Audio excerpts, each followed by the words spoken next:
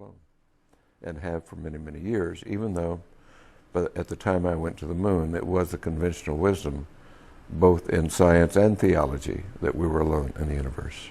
We're just barely out of the trees, even though we think we're rather sophisticated. But I do like to tell the story that my great-grandparents came across from southern United States to the west after our Civil War. And I went to the moon less than 100 years later. They came across in covered wagons. So from covered wagons to going to the moon in less than 100 years in our lifetime is a rather significant event. It tells us how primitive we have been until the modern era, and we're still rather primitive. Because of my openness to these things, I did have many of the old-timers in the military and in the intelligence community over the years wanting to get it off their chest before they passed away, allowed me to interview them and talk to them about it.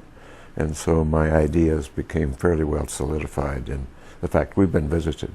We have to remember that right after World War II, the Army Air Force was separated and became the Air Force, a separate branch of service.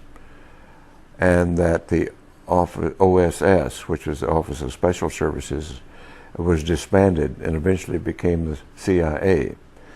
So that here was a major military organization and a major intelligence organization totally in disarray, new-founded, didn't know what they were doing after World War II, and not really reorganized yet. And as a result of that, the President Truman at that time convened a very high-level committee to examine this alien or UFO phenomenon.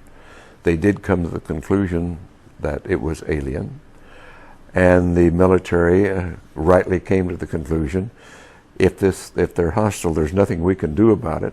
Therefore, their choice was to deny it and to hush it up and create the National Security Act of 1947, which validated that deception and covered it up and allowed the group to go underground, as it were.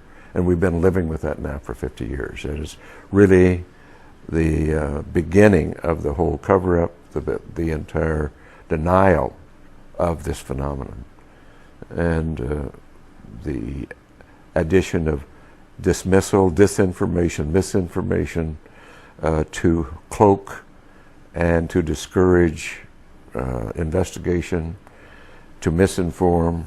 It's just been continuous for many, many years now. Eventually it came away from the fear, I believe, of not being able to protect and do their duty to the notion of power and control, controlling the knowledge and the technology.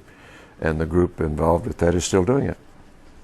We have created our reality here, and we have created it right now rather badly, for it's not a sustainable reality. We have created, with our science and technology, instead of using it for the greater good, it's been captured by interest, greed, self-service, which is rife. And instead of using it, all of our technology and our brilliance and genius for greater good, we use it for self-service. And that's not going to work. It's important that we look at our civilization, our place in history, use our tools of science for greater understanding, to promote the greater good, and that's what it's all about.